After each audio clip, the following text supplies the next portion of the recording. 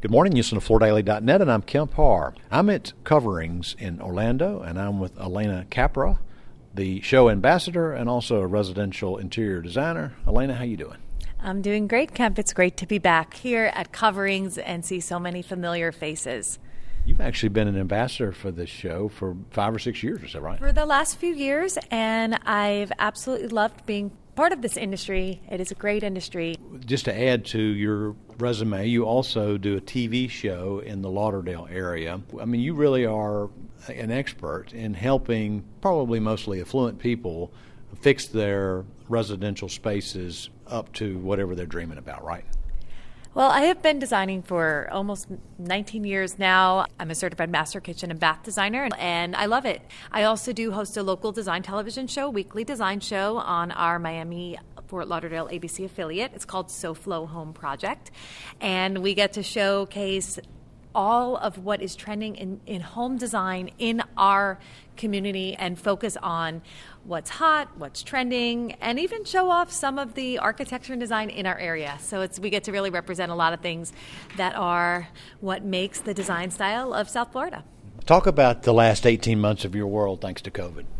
So as a residential interior designer, when this happened, my first thought was wondering, will we keep going? Will work be busy? You always have these questions when unknown happens. And, thanks to technology, it was sort of a great thing where I was working with clients virtually. We all learned Zoom. Even when we get zoomed out in time, the best thing about that was that we now learned that there are ways that we could communicate and have meetings when we sometimes can't meet in person. And prior to COVID, I used to travel a lot for jobs that were out of state. And now I think that's a great tool that I will be able to continue to use in between site visits. We might have to do a brief meeting, review a plan. So those tools have helped. Other things, that I started doing was kind of assembling my own sort of set of additional samples to be able to do work. When we couldn't go into showrooms for those few months, I do a lot of work with bathroom design, plumbing manufacturers. I ask for samples of specialty finishes. I ask for whatever the industry. I try to amass some samples to continue to work with clients.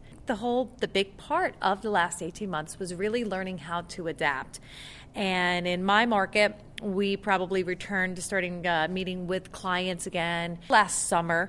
It's been quite busy. We are very fortunate to be busy in design and construction down there in South Florida. And it's been a wonderful surprise to be able to continue to work with so many clients on so many projects as our focus was on the home.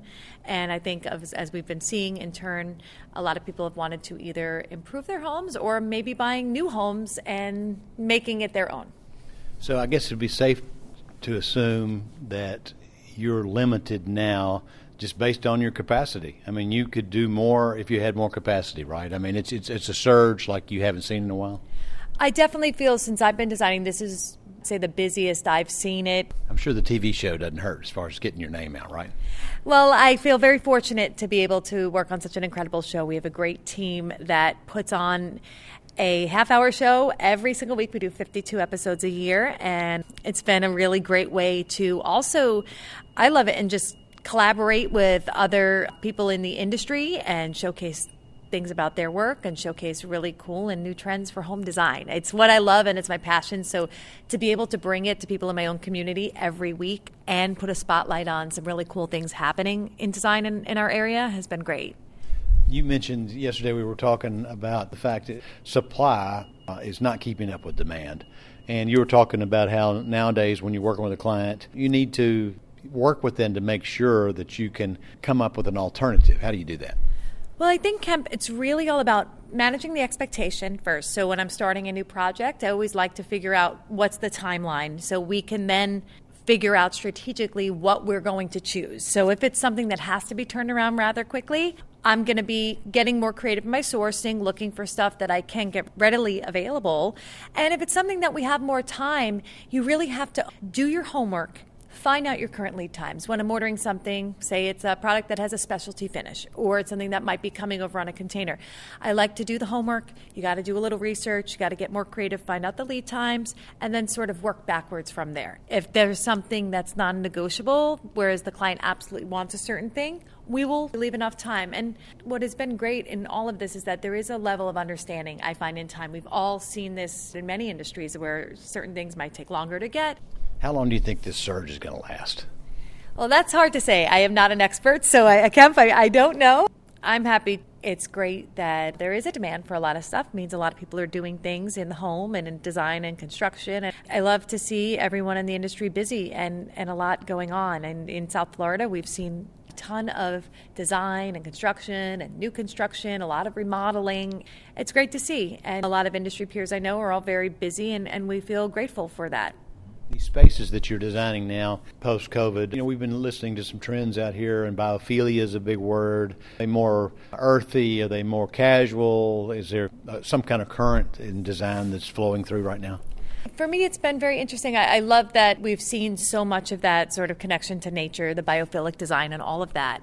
I think during the past year, we're seeing a lot of color on the show floor, a lot of bright, happy color. And I think that reflects all of the happiness that I'm seeing around me. Everyone, it's been such a positive and wonderful feeling. And just seeing people here over the last few days feels like happiness and bright and cheerful. And it's something we all need after the last 18 months. So it's nice to see that infusion of color. And also, on the flip side, the more relaxed type of stuff in design that we're seeing. The muted tones, the soft texture. So you kind of get to pick a mood, and they're all good ones. You got biophilia, you've got bright colors, you've got soft, calming textures and soft hues. So I think all of the design trends that we've been seeing here at Coverings and in general in the world of design has been so indicative of what we all need right now. And I think everyone who puts all those trends through has hit it spot on. It's exactly what we need, and it's such a nice way to step into a more positive time.